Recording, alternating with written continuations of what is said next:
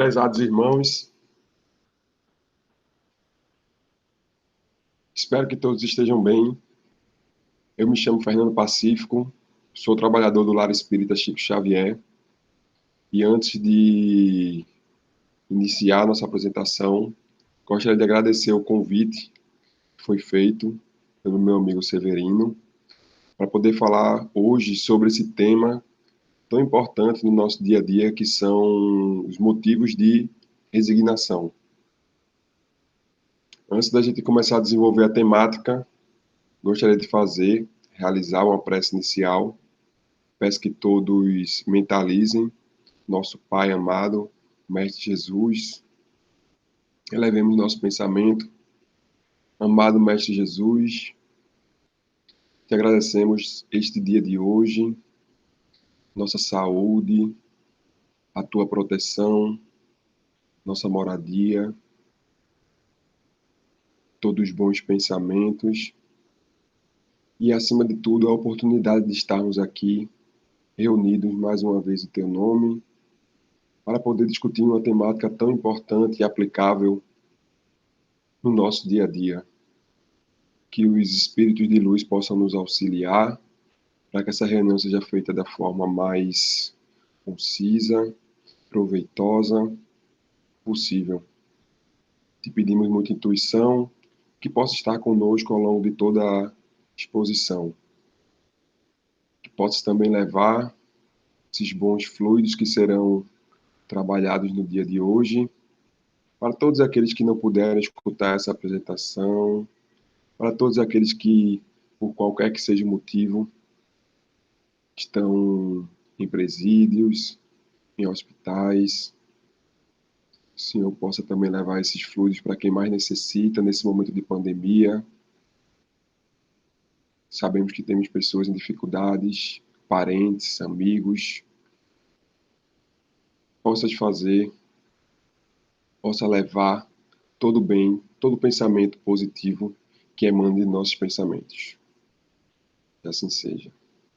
Assim, meus amigos, vamos iniciar nossa apresentação, certo? Com a permissão dos bons espíritos que estão aqui presentes, para falar sobre motivos de resignação.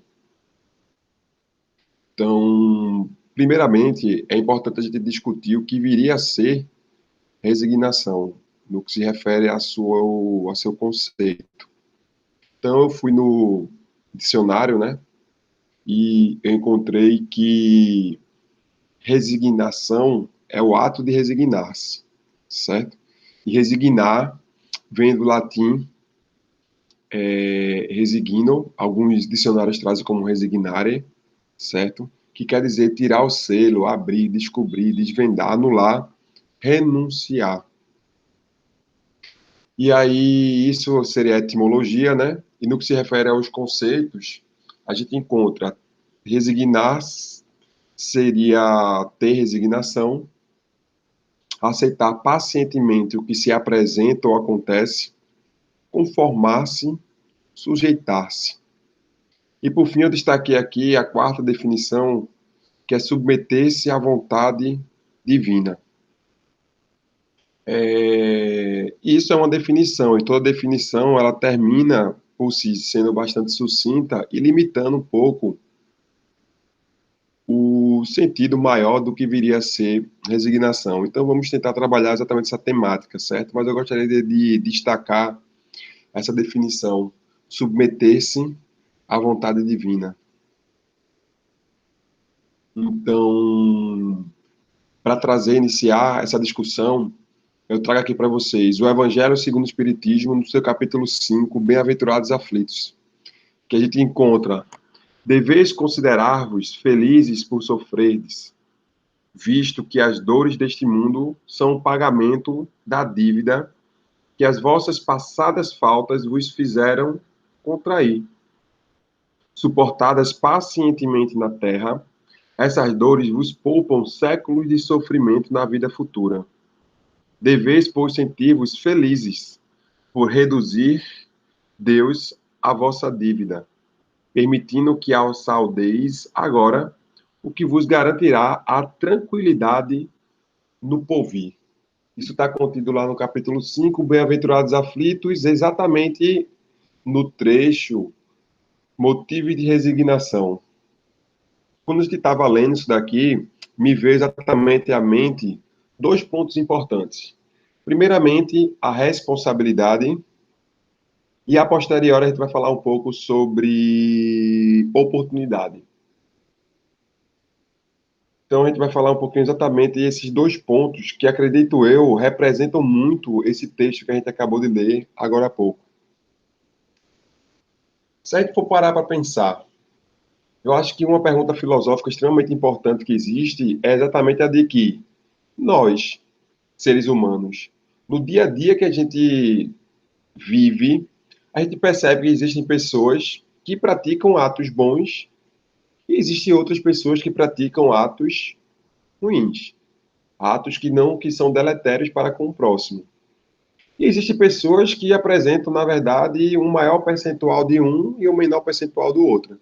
Tem gente que pratica mais coisas boas do que coisas ruins, e tem gente que pratica mais coisas ruins do que boas. Porque não existe aquela pessoa que só pratique coisa boa e não existe aquela pessoa que só pratique coisas ruins, certo? Todo mundo tem um maior ou um menor percentual de vícios e um maior ou menor percentual de virtudes, inclusive nós. Se a gente olhar para dentro, a gente vai começar a perceber que existe dentro de nós algumas virtudes e existe dentro de nós alguns defeitos. Existe um maior percentual de determinadas virtudes e existe um menor percentual de determinados defeitos dentro da gente, certo? Porque eu entendo que a gente não consegue alcançar todas as virtudes em sua plenitude no atual estágio evolutivo e no mundo em que nós habitamos. Então, se uma pessoa ela fala, não, eu sou paciente, ela tem um certo grau de paciência e pode trabalhar para melhorar ainda mais aquela paciência. Aquele percentual de virtude que ele adquiriu, ele não vai perder, ele não deixa de ser paciente. Na verdade, ele tinha um percentual adquirido dessa virtude e que, ao longo das suas experiências de vida, ele vai adquirindo, angariando ainda mais essa virtude, aprimorando essa virtude. E por que eu estou falando isso daí? A gente poderia pensar, se eu vejo que existem pessoas boas e pessoas más, será que elas foram criadas assim? Tem pessoas que foram criadas com determinadas virtudes e defeitos e outras com outras virtudes e defeitos. E quando a gente vai para o livro dos Espíritos, das Leis Morais, que é a terceira parte do livro, no capítulo 1, da Lei de Vida Natural, a espiritualidade pergunta: uns espíritos foram criados bons e outros maus? E a pergunta é: Deus criou todos os espíritos simples e ignorantes, ou seja, sem conhecimento. Então quer dizer que a gente não pode transferir a responsabilidade pelos nossos atos a Deus. Não, eu fui criado assim. Partindo do pressuposto que nós consideramos que as informações oriundas do livro dos Espíritos é o mais próximo à verdade absoluta que existe. Certo? É a informação mais confiável que nós temos na atualidade, até os dias de hoje. Se a gente estudou a profundo controle universal dos ensinos dos espíritos, a gente entende como foram criadas as obras de Kardec. Isso é um tema fantástico de se explorar, certo? Então, o controle universal, como é que foi feita essas perguntas, fala sobre o método científico para a época utilizada e como foi elaborado as obras de Kardec na atualidade. Então, a gente sabe que o que está escrito nos livros, nas obras de Kardec, não é uma perfeição absoluta, é o que se tinha de mais, probabilisticamente falando, próximo da verdade para aquela época. E aí o que acontece? Se a gente leva em consideração que eu não tenho como transferir a minha responsabilidade para Deus, automaticamente eu tenho o meu grau de responsabilidade pelas virtudes que eu possuo e pelos defeitos que eu possuo. Mas eu fui criado simples e ignorante, com a potencialidade de me tornar uma pessoa perfeita. E é exatamente esse o objetivo de todos nós, nos tornar pessoas nós somos perfectíveis, né? E ao querer alcançar a perfeição, a perfeição. E aí a gente pode parar para analisar. Ok, então eu nasci, eu fui criado simples e ignorante, e eu não estou falando dessa existência. Quando eu falo de criação, eu falo de criações de existências precedentes, certo? O que eu tenho de virtude e o que eu tenho de defeito nessa existência é o somatório das virtudes e defeitos que eu fui adquirindo ao longo das minhas experiências de vida. Em outras experiências, em experiências anteriores, certo? E aí a gente poderia perguntar, tá bom, mas e como é que eu adquiri os meus defeitos, digamos assim, certo? A gente poderia responder de uma forma bem sucinta, a gente poderia responder por meio das escolhas que foram feitas. Então, as nossas escolhas, elas trazem consequências, e essas consequências, elas marcam o nosso caráter, tanto positivamente quanto negativamente. Só que existe uma forma interessante também, que a gente tem em obras póstumas, certo? Quando se fala do orgulho e egoísmo, suas causas, seus efeitos e seus meios de destruí-los. Então a gente encontra a seguinte narração: o egoísmo, por sua vez, se origina do orgulho. A exaltação da personalidade leva o homem a considerar-se acima dos outros, julgando-se como direitos superiores, melindra-se com o que quer que, ao seu ver, constitua ofensa a seus direitos. A importância que pelo orgulho atribui à sua pessoa naturalmente o torna egoísta. O egoísmo e o orgulho nascem de um sentimento natural, o instinto da conservação. Por que eu falo isso? Eu gosto muito de definir valores como a importância que a gente atribui a algo. Então, o orgulhoso, ele atribui importância muito grande a si mesmo, muito maior do que a realidade. Então, subjetivamente, se atribui importância muito grande a si. E por se considerar mais importante do que se é, pensa-se mais em si do que nos outros, porque se considera mais importante. E por pensar mais em si do que por pensar nos outros, você se torna egoísta, egocêntrico, ególatra. Só que isso filogeneticamente, digamos assim, no que se refere à evolução das espécies, à evolução espiritual, isso é explicado porque nas primeiras existências existe um instinto que é chamado instinto de conservação da espécie. Então imagine, por exemplo, os homens da caverna. Isso não quer dizer que os homens da caverna são as primeiras existências nossas. Os homens das cavernas, relatado de acordo com a nossa história, pelo que a gente tem na nossa história, são as primeiras existências no globo terrestre. Cientificamente, o que se tem na atualidade. Então, o que acontece? Acontece que, para se conservar a espécie, você precisava pensar mais em si. Então, você saía para caçar, você tinha um alimento, e sabe que para você poder ir no outro dia caçar novamente, você tinha que se alimentar bem. E o que sobrasse, você daria para quem estivesse convivendo com você. Então, o instinto de conservação da espécie faz com que a gente pense mais na gente. Os instintos fazem com que a gente pense mais na gente, certo? Só que, conforme vai havendo uma evolução na espécie, certo? O Homo erectus, o Homo sapiens, na própria espécie humana, a linguagem lá dentro aí, o conceito de sociedade, o homem saindo de nômade para sedentário, tudo isso são evoluções culturais e sociais, certo? Que acontecem ao longo do tempo, históricas. E aí, automaticamente, quando nós conservamos esse instinto, é que nós adentramos no erro do egoísmo da modernidade, da pós-modernidade. Porque, teoricamente, não há mais essa necessidade que se tinha antes, que era uma necessidade real. Mas a gente ainda traz traços instintivos até o dia de hoje, que a gente pensa muito mais na gente do que pensa no próximo. Então, o que eu queria trazer com essa exposição? Que muito do que a gente traz hoje não é por si só uma maldade, certo? É, na verdade, uma transformação do nosso processo evolutivo. Se pensava mais em si antigamente para se conservar a espécie. Na atualidade, a gente não precisa pensar tanto assim, mas ainda mantemos determinados padrões de épocas pretéritas. E aí, a gente diz, ok, Então, quer dizer que as minhas imperfeições, o meu egoísmo, certo? Me faz com que eu venha a ter defeitos. Ok. E as minhas virtudes vêm de quê? Do sentimento de caridade, do sentimento de amor ao próximo. E aí, no Livro dos Espíritos, a gente tem a pergunta aqui, o número 4, certo? Onde se pode encontrar a prova da existência de Deus?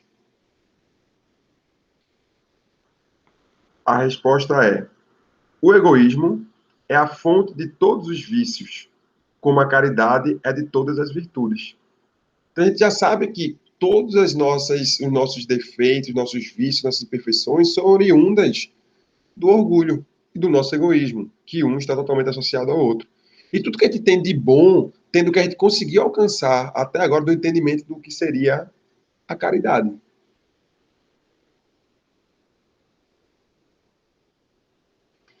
E aí, nós encontramos, certo?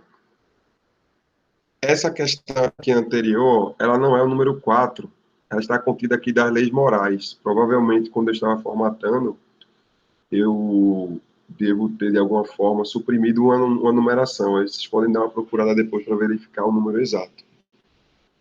A questão número 4 é essa. Logo no início do Livro dos Espíritos, a gente encontra onde se pode encontrar a prova da existência de Deus. No axioma que aplicar as vossas ciências. Não há efeito sem causa.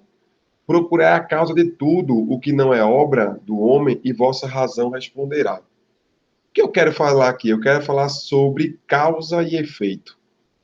Uma lei muito dita entre nós espíritas e que é uma realidade, não só apenas do espiritismo, mas de outras religiões também. Tudo que nós fazemos tem consequências.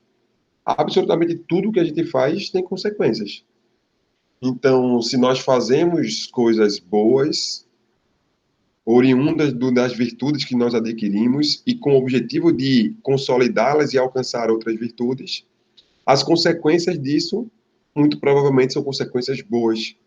Se eu faço coisas ruins, fruto das minhas imperfeições, as consequências disso vão ser consequências deletérias, vão ser consequências negativas para a minha existência e para mim.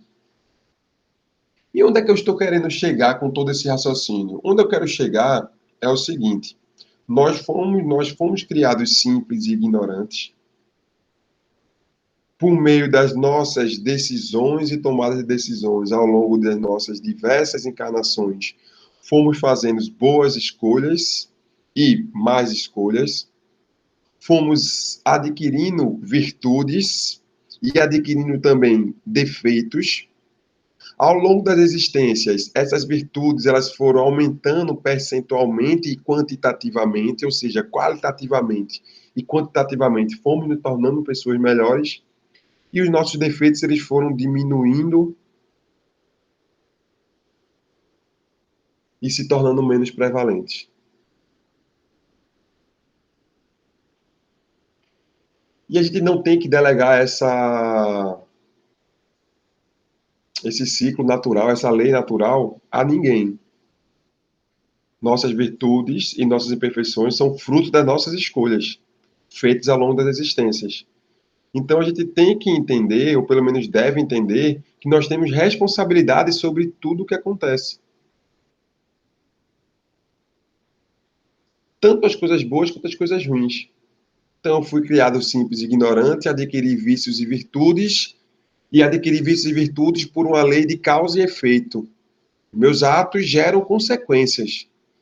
Então, automaticamente, o estado atual evolutivo que eu me encontro é fruto, é o somatório de todas as decisões que eu tive ao longo das minhas existências, ao longo das minhas experiências de vida, das minhas múltiplas personalidades que eu tive ao longo do tempo, eu fui fazendo escolhas boas, escolhas ruins, as consequências dessas escolhas boas, escolhas ruins foram acontecendo, e automaticamente eu me encontro exatamente no estágio atual que eu estou.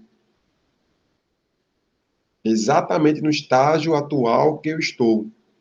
E quando a gente tem essa percepção, a gente não transfere responsabilidade para ninguém.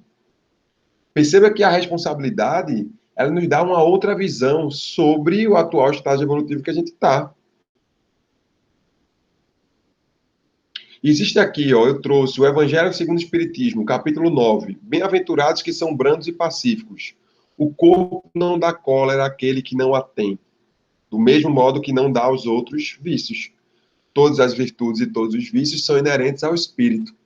A não ser assim, onde estaria o mérito e a responsabilidade? Isso é brilhante. Isso é brilhante por quê? Porque a gente tende a transferir a responsabilidade pelos nossos atos. A gente tende a dizer, não, eu nasci assim. Não, é a minha estrutura física, é o meu corpo que me faz ser assim. O corpo, a matéria, influencia, mas não determina o nosso comportamento. Todas, olha aqui como está escrito, todas as virtudes e todos os vícios são inerentes ao espírito. Perdão. E o espírito é quem governa o nosso corpo. O corpo exerce influência? Sim, mas existe uma diferença muito grande entre o corpo influenciar e o corpo determinar comportamento. É o nosso espírito que governa o nosso corpo. A gente tem o costume de transferir a responsabilidade para tudo. Eu erro não é porque eu sou imperfeito, não é porque minhas decisões não foram corretas, não é porque eu quero permanecer de forma errada, porque eu me comprazo, aquilo me traz prazer. Eu erro porque o meu colega errou. Eu erro porque os políticos erram. Ah, eles roubam, por que eu não posso roubar? O que eles roubam é muito maior do que o que eu roubo. Eu solicitar, por exemplo, um auxílio emergencial, sem me enquadrar naqueles parâmetros necessários, é justificável. Os fins justificam os meios. Por quê? Porque eu estou muito necessitado. Porque alguém precisa muito de mim.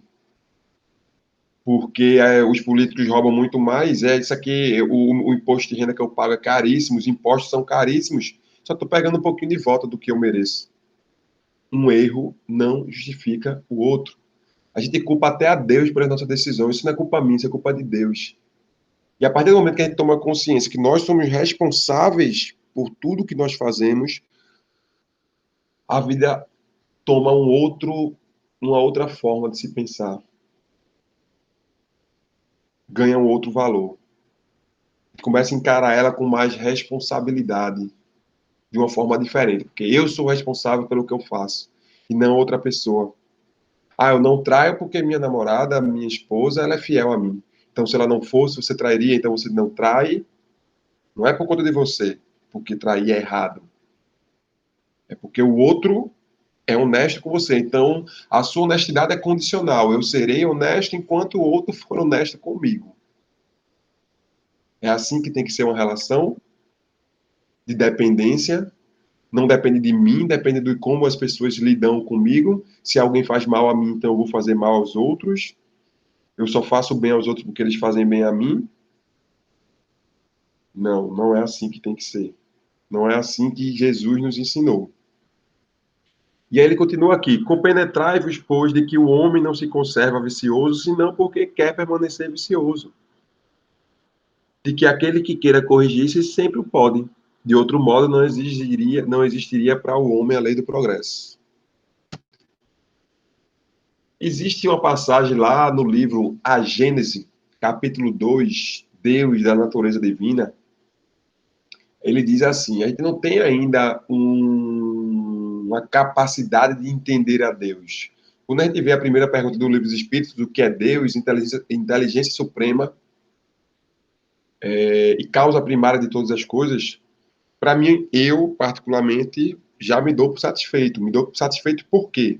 Me dou por satisfeito porque eu acho que é o máximo que eu consigo entender. Para mim, já supre inteligência suprema. E a causa primeira de tudo. Para que eu quero mais saber? Isso eu estou falando de mim. Para que eu quero mais saber o que é Deus? Para mim já é suficiente. E na Gênesis a gente encontra o quê? Que a gente não consegue entender muito bem ainda Deus, mas a gente consegue entender seus atributos. E existem vários atributos, eu sugiro a leitura desse capítulo bem minuciosamente, discutindo com colegas tal, em um grupo de estudo. fala-se sobre os atributos divinos. Um deles é Deus é soberanamente bom e justo. E isso é verdade. Não tem como ninguém ser bom se ele não for justo. E não tem como se ser justo sem ser bom. Se eu considero Jesus, Deus, perdão, completamente, soberanamente justo, ele não pode ter nenhum percentual de maldade. E se eu considero ele bom, ele não pode ter nenhum grau de injustiça.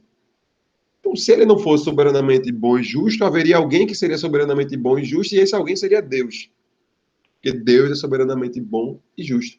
E se é soberanamente bom e justo, absolutamente tudo que nós passamos na nossa atual existência é justo. Entendem isso? Porque se tudo que a gente passa, se qualquer coisa que a gente passasse não fosse justo, Deus não seria Deus. A gente pode não ter o discernimento, a gente pode não ter a maturidade de entender os processos pregressos que culminaram na nossa atual existência. Mas isso não torna Deus injusto ou maldoso. Caso contrário, não seria Deus. Ah, mas isso é um absurdo. Como é que eu posso estar passando por isso? Tem uma frase de Fênelon que diz assim: habituai-vos a não censurar aquilo que tu não podes compreender, porque Deus é soberanamente bom e soberanamente justo. Mais ou menos assim. Decorado eu não consigo lembrar, não. Mas habituai-vos a não censurar aquilo que não tens conhecimento. Não é aceitar, isso não é aceitar de forma inquestionável. Nada tem que ser aceito inquestionavelmente. Absolutamente nada na vida. Tem que se questionar Kardec? Tem. Por que não? Tem que se questionar Kardec. Tem que se questionar tudo. Tudo é passível a questionamento, desde que seja feito por meio de argumentos e com muito respeito. Com muito respeito. Mas tudo na vida tem que ser questionado. Tudo na vida pode ser questionável, deve ser questionado. Certo? Então, isso não quer dizer que a gente tem que aceitar o que acontece com a gente sem se questionar. É o questionamento que faz a gente conseguir entender o processo no qual nós nos encontramos. A gente pode não entender o que está passando com a gente. É diferente. Mas tudo que acontece com a gente, por mais absurdo que seja, eu perdi um filho. Isso é justo? É justo. Só que a gente pode parecer um pouco seco, isso que eu estou dizendo, carecendo de emoção, mas aqueles colegas que infelizmente não puderam continuaram a existência inteira ao lado de um filho, existe um motivo para isso, e esse motivo ele é não só justo, como ele de alguma forma lhe auxilia na sua evolução espiritual e na evolução espiritual do seu filho e na evolução espiritual de todos que o rodeiam. Fácil? Não. Não vai entristecer a pessoa de forma alguma, a pessoa vai ficar triste. Certo? A pessoa vai ficar muito triste. Ninguém quer perder um ente querido. Seja filho, pai, primo, um animal de estimação, ninguém quer. Mas a gente poderia entender, vou falar um pouco depois sobre isso, vou até anotar aqui para me ver agora esse pensamento, para na hora que eu chegar nesse slide, eu falar sobre competências. Vou só anotar aqui, para eu não esquecer. Falar um pouquinho sobre competências depois. E aí, na Revista Espírita, de março de 1869, já se falava sobre isso. Tem um artigo chamado, sugiro a leitura para todos, A Carne é Fraca, um estudo psicológico e moral. Desculpar-se das más ações com a fraqueza da carne não é senão subterfúgio para escapar à responsabilidade. Quantas vezes a gente não fala, não, eu sou assim porque a carne é fraca. não é a carne que é fraca. Não é a carne que é fraca. É o nosso espírito que tomou uma decisão não acertada. Muitas vezes muitas vezes sem conhecimento de causa das consequências que irão acontecer e muitas vezes por conhecimento de causa.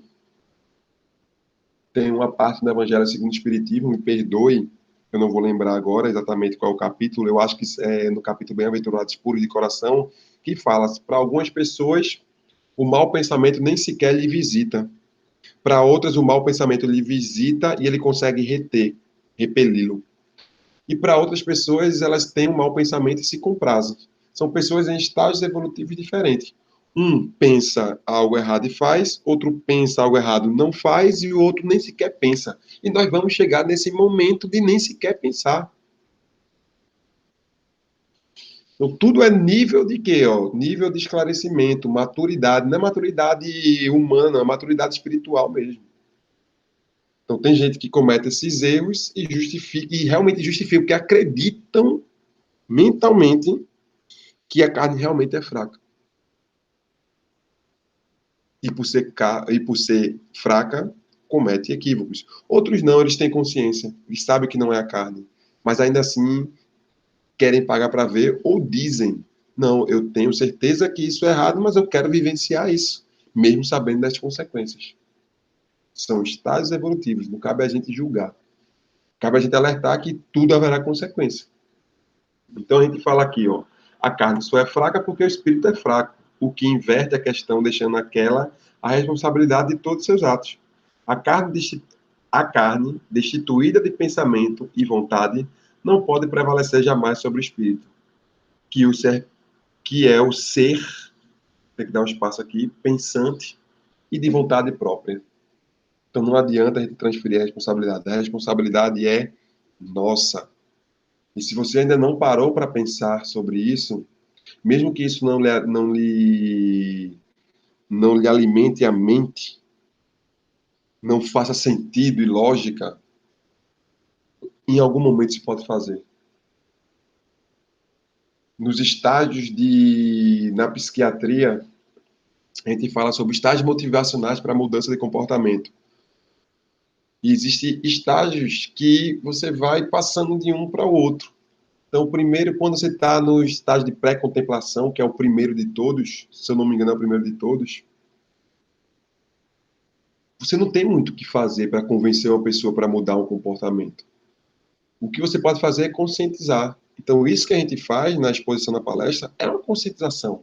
Aquele que acha que não é responsável por tudo que faz, quando ele escuta isso a primeira vez, por mais que ele negue, ele está raciocinando sobre aquela temática. E lá na frente já vai estar mais fácil de conseguir entender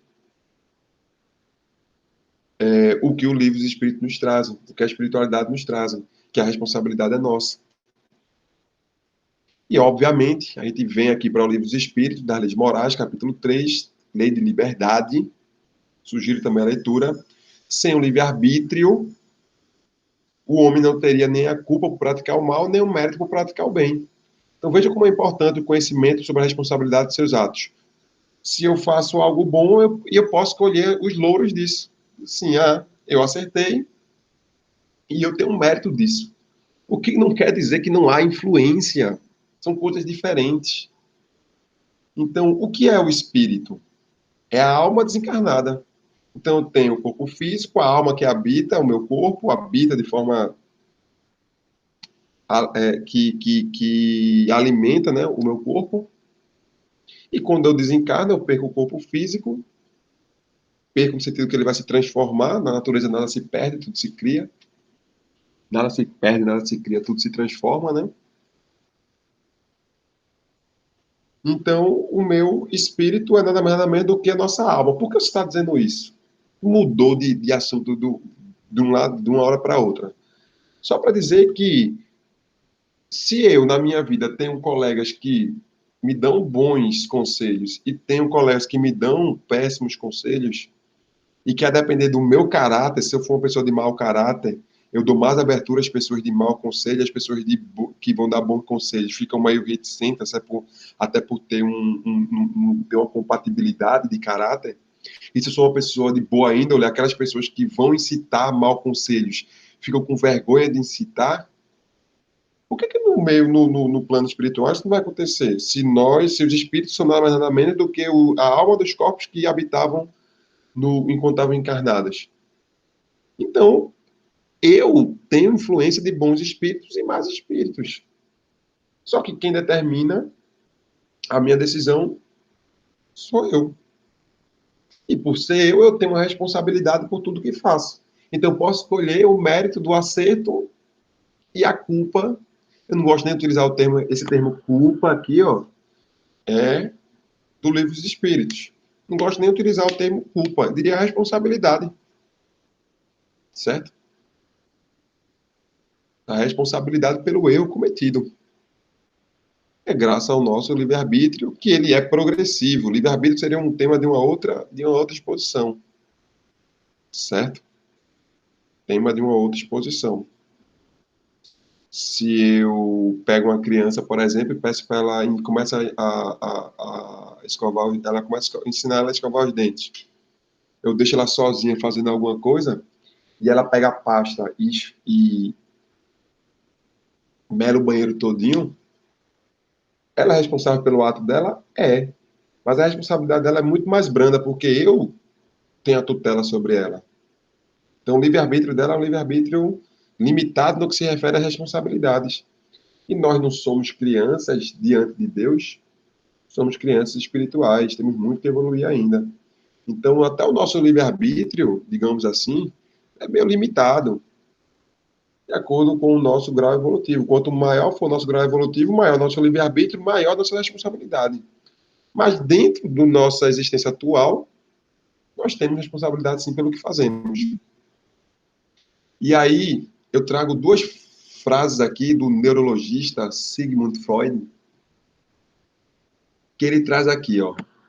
A maioria das pessoas não quer realmente a liberdade, pois liberdade envolve responsabilidade. E a maioria das pessoas tem medo de responsabilidade.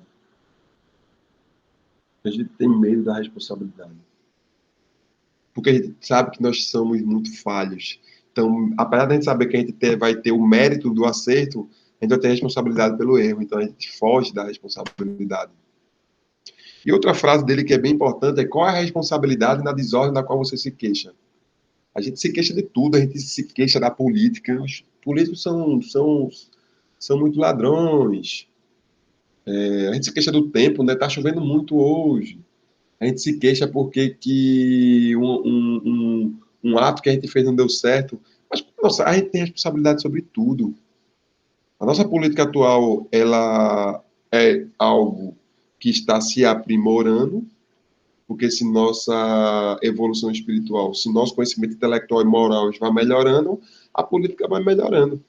Porque a política é feita de pessoas como nós, que tomam decisões de grande responsabilidade.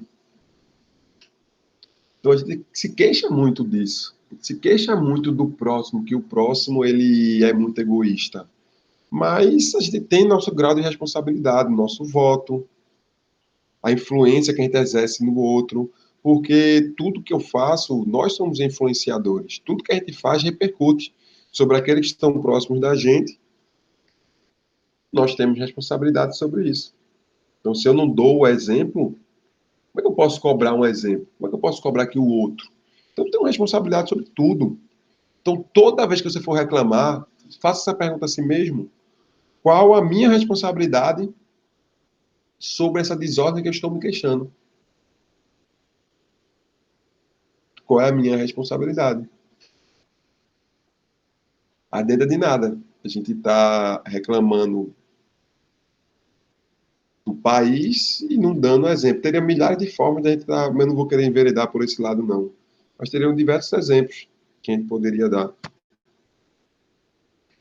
Então, voltamos aqui. Motivos de resignação. O que eu tenho que me submeter às coisas que acontecem na minha existência? Porque eu tenho que lembrar que eu tenho responsabilidade por tudo que acontece. Então, resumindo tudo que eu falei até agora, dividi a palestra em duas partes: responsabilidade e oportunidade. Então, eu nasci simples e ignorante. Ao longo das minhas decisões, que conforme eu for evoluindo, mais livre-arbítrio eu vou tendo, mais responsabilidade eu vou tendo, eu adquiri vícios e virtudes.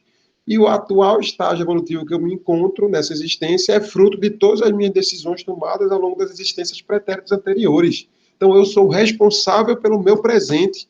E o que eu faço nessa existência de agora, o que eu faço hoje, vai me mostrar o que eu terei no meu futuro. Então, eu também sou responsável pelo meu futuro. Então, se você não gosta do seu presente de agora, saiba que o seu futuro será muito parecido com o seu presente, caso você não comece a tomar decisões mais corretas. Simples assim. É fácil? Não. Eu, em nenhum momento aqui, me coloquei como sendo uma pessoa que comete muitos acertos. Eu erro bastante. Erro bastante. Todos nós erramos. Estamos em um mundo de prova e expiação. Erramos bastante. Mas o que não dá é para a gente querer algo que a gente não plantou. Como é que eu posso colher uva se eu plantei abacaxi? Existe uma frase que é dita em todos os centros espíritas que a gente, em todas as palestras que eu já escutei na minha vida, que é o plantio é optatório, é opcional, mas a colheita é obrigatória. Então, eu não posso colher aquilo que eu não plantei, não. Então, a única certeza que eu tenho é que, se eu estou insatisfeito com a minha existência atual, se eu não mudar, o meu futuro não irá mudar. E o meu futuro corresponde a essa mesma existência e às existências futuras. Então, se eu não mudar o meu comportamento, que é a única coisa que eu tenho capacidade de mudar, eu não vou conseguir mudar a minha vida. E eu só consigo mudar o meu comportamento se eu fizer uma viagem interna e conseguir conhecer a mim mesmo. Um sábio da antiguidade já vos lhe disse: conhece-te a ti mesmo. É a maneira mais eficiente que a gente tem de modificar nossos hábitos. Ah, eu preciso mudar? Óbvio que eu preciso mudar. Ninguém é perfeito. A gente tem imperfeições. Nós seremos perfeitos. O caminho que a gente procura é da perfeição, mas a gente não vai ser perfeito nem nessa existência, nem em 10, nem em 20, nem em 30, porque é um processo contínuo. Então, se eu sei que eu não sou perfeito, eu tenho imperfeições. Se eu tenho imperfeições, eu tenho que procurar melhorar. Se eu não consigo identificar minhas imperfeições, eu tenho que buscar meditação. Eu tenho que procurar formas de conseguir enxergar os meus defeitos. E ao enxergar meus defeitos, tenho que colocar em prática para tentar melhorar. E assim eu vou mudando a minha existência. Só que responsabilidade é um ponto da palestra, certo? É um ponto da palestra. E aí, antes da gente entrar em oportunidade, eu pergunto: por que a revolta? Motivo de resignação. Por que se revoltar se eu sei que tudo que eu tenho na minha atual existência é fruto das escolhas que eu mesmo tomei? Por que a revolta? Por que se revoltar? Na verdade, está compreender por que, que aquilo que está me acontecendo nessa existência eu não concordo, porque muitas vezes a gente se acha injustiçado. A gente se acha injustiçado. Ah, o esquecimento das vidas passadas, o esquecimento é uma dádiva. Acreditem, ou pelo menos não acreditem no que eu estou dizendo, reflitam sobre o que eu estou dizendo. O esquecimento do passado é uma dádiva. É uma dádiva. Não sei se isso aconteceu com vocês, a gente vai ficando com os cabelos brancos e tal, a gente comete erros que nos perseguem a vida inteira, que a gente não consegue, e a gente tem dificuldade de se desprender deles. A gente diz: rapaz, como eu queria esquecer desse erro que eu cometi. Porque seria muito mais fácil. Com aquele erro, a pessoa diz assim: eu não erro de novo nem a pau. Me trouxe muito sofrimento, aquela escolha errada que eu tive, mas eu não consigo esquecer. Mas adquirir a percepção de que eu não devo errar novamente. E aí, automaticamente, seria tão bom se nessa própria existência a gente conseguisse esquecer, né? Porque machuca. Machuca saber que a gente machuca a si mesmo, machuca os outros. Mas uma outra perspectiva que a gente tem é a oportunidade. Como assim oportunidade? Competência. Vou falar sobre competência agora. Isso é uma sala de aula. Imaginem, por exemplo, uma escola, um sistema educacional no qual o aluno estuda e no final do ano, caso ele reprove, ele não possa fazer novamente aquela aula, aquela série. Ele não possa repetir o ano. Ele não pode repetir o ano. Isso seria justo? Poderia até ser relativamente considerado justo. Você não teve oportunidade, mas se você errou, não tem como você correr atrás do prejuízo. Seria, no mínimo, um pouco injusto. Não seria tão injusto porque você teve pelo menos a oportunidade, mas errou. Mas seria injusto. Então veja o nosso sistema educacional. Em um mundo de provas e expiações, composto por pessoas cheias de imperfeições, a gente ainda consegue acertar um pouquinho. O aluno que reprova, a gente deixa ele estudar de novo. Olha que estágio evolutivo. Se a gente dissesse, minha gente, a gente não tem condições de dar a escola a todo mundo, não. Então vamos beneficiar quem tem interesse. Quem estuda e passa de ano, pode continuar a estudar. Quem não estuda e reprova, tem mais chance não. A gente tem 7 bilhões de pessoas no planeta Terra. Então, não tem condições, não. De dar escola a todo mundo, educação a todo mundo, não tem condições, não. E por que eu estou dizendo isso? Por que a revolta? Primeiro, nós somos responsáveis por tudo que nos acontece. Tudo que acontece na nossa existência é fruto das nossas escolhas.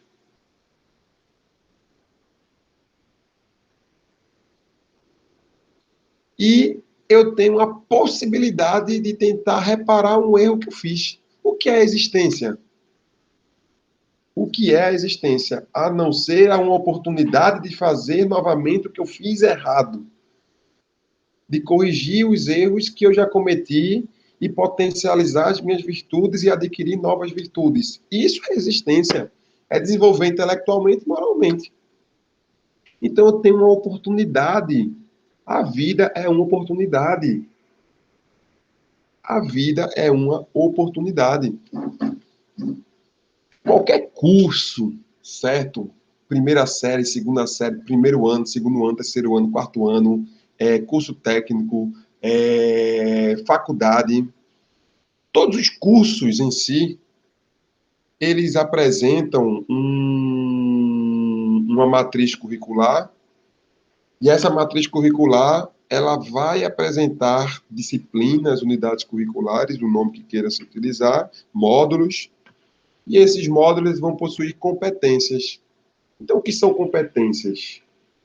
Competência é o conjunto de habilidades práticas, habilidades cognitivas e habilidades comportamentais que o aluno tem que adquirir ao longo daquela disciplina, unidade curricular ou módulo, para conseguir ser aprovado. Então, na nossa existência, provavelmente deve existir as competências que nós temos que adquirir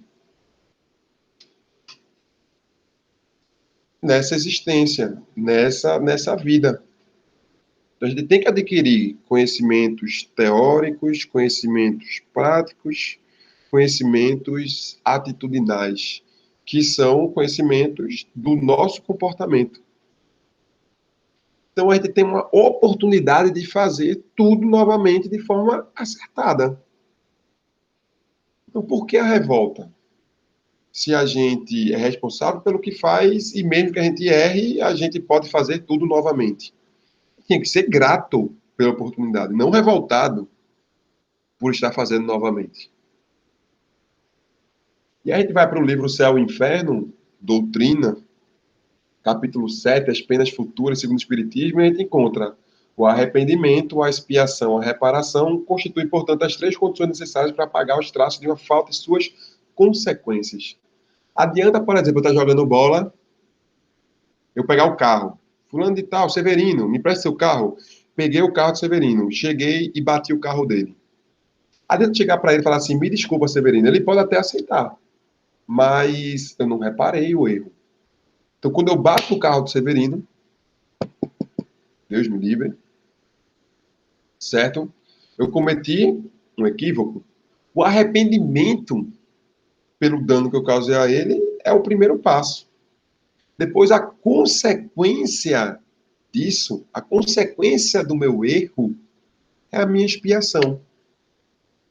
Eu vou ter que empregar o meu tempo, que eu poderia estar fazendo outra coisa, para ter que ligar para seguro, ou fazer cotação, se não tiver seguro, fazer cotação do local que é mais barato, para eu poder ajeitar.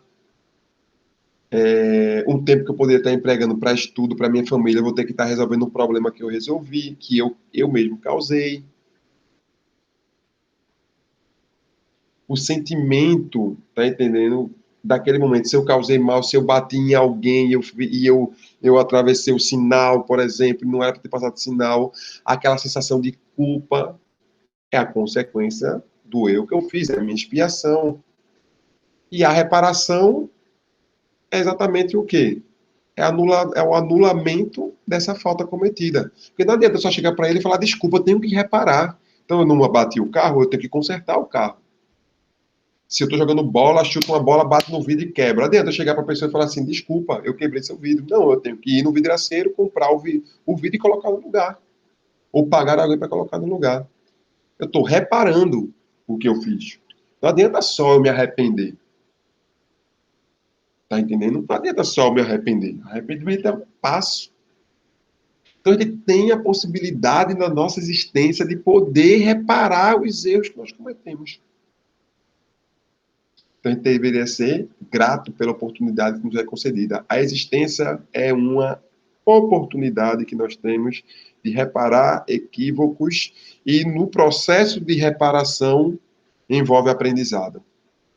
E esse aprendizado implica em conhecimento intelectual, conhecimento moral.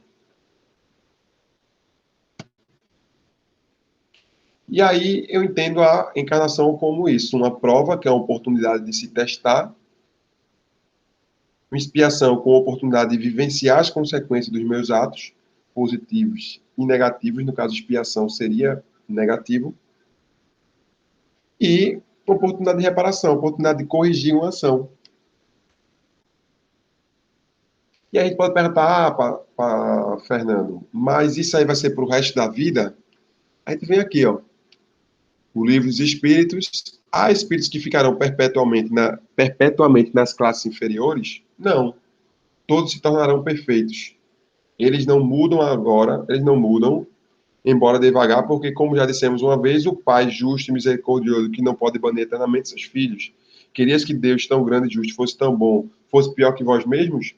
Se ele não permitisse a gente reencarnar, ele estaria sendo pior do que a gente, que já tem a capacidade de permitir que a pessoa consiga novamente fazer uma série novamente. Veja que coisa perfeita. Então, a gente não vai ficar perpetuamente nesse estado que nós estamos agora. Mas tudo depende da gente. Assumir a responsabilidade, entender que a gente tem que mudar e tentar mudar. Então, existe uma frase de José Saramago que ele diz assim: não tenhamos pressa, mas não percamos tempo. Acontece muito isso, né? Eu vou tentar mudar na próxima encarnação. A gente não tem que se cobrar tanto de mudar de uma única existência, alcançar a imperfeição. É impossível alcançar a imperfeição em uma única existência. Você não precisa ter essa pressa, mas também a gente não precisa estar perdendo tempo. Precisa estar perdendo tempo. O bem mais precioso que a gente tem é o tempo. O emprego que a gente faz do tempo diz muito sobre o que nós somos. Analise como você gasta seu tempo, que vai te dizer muito o que você é naquele momento. Você vai ser sempre aquilo? Não. Você começa a utilizar melhor seu tempo, você também começa a ser uma pessoa um pouco melhor. Você começa a utilizar mal o seu tempo, começa a ser uma pessoa não tão boa. E existe aqui também uma frase de Lewis Carroll, que escreveu aquele livro Alice nos Países das Maravilhas. Ele diz assim, ó, a Alice chega para o gato, né, e diz: podes dizer-me, por favor, qual caminho devo seguir para sair daqui? E o gato responde: isso depende muito para onde você quer ir. E a Alice responde: preocupa-me pouco aonde ir. E o gato responde: nesse caso, pouco importa o caminho que sigas. Então a gente tem que saber para onde a gente quer ir. Tem que saber, isso aí chama-se de dilema de Alice. Então, para a gente saber onde quer chegar, precisa planejamento. Eu preciso saber onde eu quero chegar. Porque se para mim eu for pegar um barco, não tiver uma bússola, não tiver um leme, para onde a correnteza me levar eu vou, de forma despretensiosa. E lembrar sempre do dever. Então, no livro Evangelho, segundo o Espiritismo, capítulo 17, Seres Perfeito, o dever é a obrigação moral da criatura para consigo mesma, primeiro e em seguida para com os outros. Por que eu digo isso? Porque a gente pode dizer, tá bom, mas eu tenho dificuldade em fazer coisas boas, dificuldade em fazer coisas. Existe o querer, existe o poder, existe o dever. Nós somos seres éticos quando o que nós devemos é o que nós podemos, é o que nós queremos. O problema é que muitas vezes o que a gente quer, muitas vezes não é o que nós podemos, não é o que nós devemos. Às vezes a gente pode, quer e não deve. Às vezes a gente não quer, pode e deve. Esse é o problema. Esse é o conceito de ética. Ética é aquilo que a gente faz. É aquilo que, tudo que a gente faz, tudo que a gente que ética é o que a gente quer, associado ao que a gente pode e o que a gente deve. Só para exemplificar, para não ficar muito fantasioso, imagine que você está na praia e na praia você percebe que uma amiguinha, uma criança deixou cair um brinquedo. Você viu que aquele brinquedo é daquela pessoa. Você pode querer o brinquedo para você. Você pode ficar com o brinquedo para você, mas você deve? Não, você não deve. Então, quando o que você quer coincide com o que você pode, mas não coincide com o que você deve, tá errado. Mas, independente se você quer ficar com o boneco, você pode ficar com o boneco, mas você deve devolver, deve. Você pega o boneco e devolve, você fez o certo. Então, muitas vezes, as nossas virtudes, elas são adquiridas com o pensamento do dever. Eu devo fazer aquilo. Eu posso até querer diferente. Posso até fazer diferente, mas eu não devo fazer. Então, quando a gente faz algo pelo dever, com o passar do tempo, aquilo se automatiza, se torna um hábito. E aí, a gente vem para outra frase que é dita em quase todas as palestras. Reconhece o verdadeiro espírita pela sua transformação moral e pelos esforços que emprega em domar suas más inclinações. Esse é o verdadeiro espírita. Temos que mudar. Para nós, não pelo outro, por a gente. Outra frase, na Revista Espírita, 1862, no discurso do senhor Allan Kardec, ele diz: quando existe um mal, não se cura sem crise. É assim do pequeno ao grande, no indivíduo como nas sociedades como nos povos, e nos povos como será na humanidade. Essa frase daria tema para belas discussões. Mas saibam que a gente superar uma imperfeição é difícil, mas tem que se dar o primeiro passo, pelo dever, não pelo querer. Não adianta, um dos maiores erros que a gente tem é esperar a vontade para querer mudar o nosso comportamento. A gente muitas vezes quer mudar. Existe uma coisa que é a disciplina. O que é a disciplina? A disciplina é o fazer o que deve ser feito, independente da nossa vontade. Se a gente quer mudar um comportamento, se a gente quer se tornar uma pessoa melhor, baseado na motivação, não vai se sustentar. Porque nossa motivação, fisiologicamente falando, ela tem altos e baixos. Então, se eu estou motivado e eu faço algo para mudar meu comportamento, quando eu estiver desmotivado, eu vou parar. Então, é a disciplina que faz a gente acordar de 5 horas da manhã para trabalhar. Não é a motivação. É a disciplina que faz a gente começar a fazer um regime. Não é a motivação. É a disciplina que faz a gente começar a fazer atividade física. Não é a motivação. É a disciplina que faz a gente estar todo domingo em um centro espírita. Não é a motivação. E muitas vezes a disciplina requer que a gente faça algo que a gente não quer fazer. E o nosso erro é esperar ter vontade de fazer para começar a fazer. Isso os estudos científicos já mostram na atualidade que é um grande erro. O maior erro que a gente comete é esperar ter vontade. E, acima de tudo, citando aqui a Bíblia Sagrada, nosso Paulo de Tarso, o antigo Saulo de Tarso, que é atribuído a ele essa frase, em Colossenses, seres gratos, seres agradecidos. É o que a gente tem que ter. Então, eu volto aqui para o nosso conceito inicial. O que é resignar? Submeter-se à vontade divina. Como é que eu entendo esse submeter-se à vontade divina? É o respeito por meio do esclarecimento acerca das leis divinas, que tudo que me acontece na atualidade é consequência dos meus atos e que, considerando que Deus é justo e bom, tudo que acontece é justo e é consequência dos meus atos. E a gratidão que eu tenho pela oportunidade que me é fornecida. Então, assim eu me submeto à vontade divina. Não é a vontade que Deus quer que isso aconteça. É a compreensão de que isso é uma lei. E essa lei representa a vontade divina. Mas eu não estou passando por um momento difícil porque Deus quer, é a vontade dele. É porque isso é uma lei, consequência do meu ato, e que só o fato de eu conseguir ter a possibilidade de tentar reparar tudo aquilo que eu fiz tem que ser visto de forma grata. Então, eu espero que tenha sido importante, certo? Tenha sido esclarecedor a todos. E vou fazer a prece final. Amado Mestre Jesus, espiritualidade amiga, e agradeço novamente a oportunidade de estar aqui com meus irmãos da Uniluz. Obrigado pela oportunidade de poder estar aqui falando a todos. Sempre que a gente fala, a gente aprende. Que os bons espíritos possam pegar esses fluidos oriundos do pensamento positivo de cada um e possam levar para aqueles mais necessitados que se encontram em situações difíceis, adversas. Que esses fluidos também possam nos auxiliar, Senhor, como nós somos crianças espirituais ainda, com o nosso livre-arbítrio muito limitado. Que o Senhor possa auxiliar cada um, o Senhor, mais do que qualquer pessoa, sabe nossas limitações, nos ajudar a enxergar melhor, nos dar força de vontade, nos conceder força de vontade para que nós possamos refletir sobre nossas imperfeições e tentar, assim, autotransformação, levar essas informações.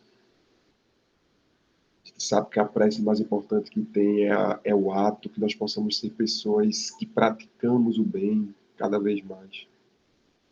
Agradecemos a oportunidade de estar vivo, respirando, com saúde. Te agradecemos todo o amparo que sempre nos é dado, mesmo sabendo que muitas vezes não somos merecedores da tua compaixão, da tua misericórdia. Te agradecemos, Senhor, pela oportunidade de mais um encontro. Peço permissão ao dirigente da casa, a todos os responsáveis pela casa, por mais uma oportunidade de estarmos aqui conversando sobre Ti, sobre Teus ensinamentos. Pedimos permissão para dar por encerrada a doutrinária desta tarde. Sigamos todos em paz em nossos lares. Que assim seja.